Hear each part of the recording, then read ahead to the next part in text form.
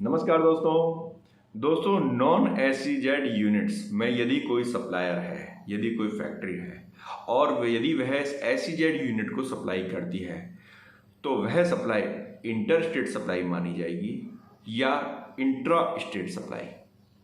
दोस्तों, हमने आपको इंटर स्टेट सप्लाई और इंट्रा स्टेट सप्लाई के बारे में सेपरेट वीडियोज में ऑलरेडी बताया है, आपने वह वीडियो देखी भी होगी।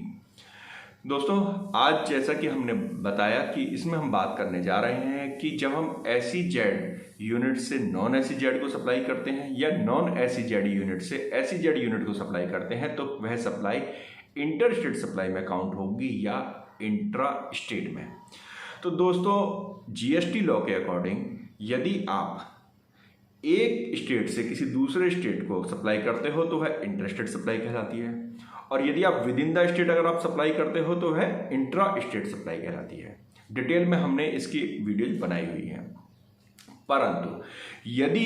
कुछ केसेस ऐसे भी आते हैं कि आप with in the state supply करते हो, यानी कि आप एक स्टेट से उसी स्टेट के अंदर सप्लाई करते हो लेकिन नॉन एसईजेड से एसईजेड को सप्लाई करते हो,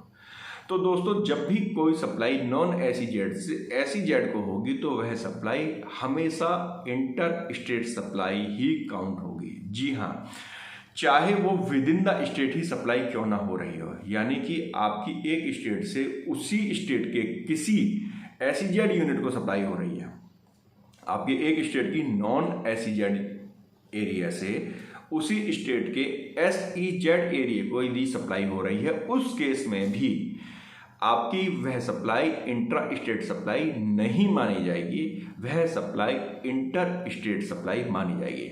तो आपको बस एक थंब रूल जो याद रखना है वो यही याद रखना है कि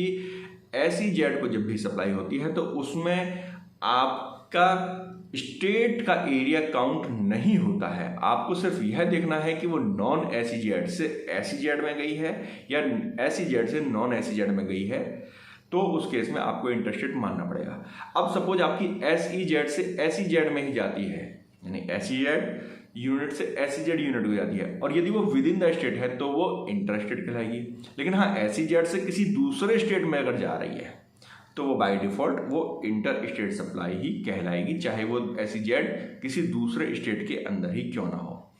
तो दोस्तों, मैं उम्मीद करता हूं कि आप अब समझ गए होंगे कि अगर आप सप्लाई एसईजेड को कर रहे हो या आप एसईजेड से कोई सप्लाई ले रहे हो तो उस केस में आपका सप्लाई इंटर स्टेट आएगी या इंट्रा स्टेट। उस केस में आईजीएसटी लगेगा या सीजीएसटी या एसजीएसटी।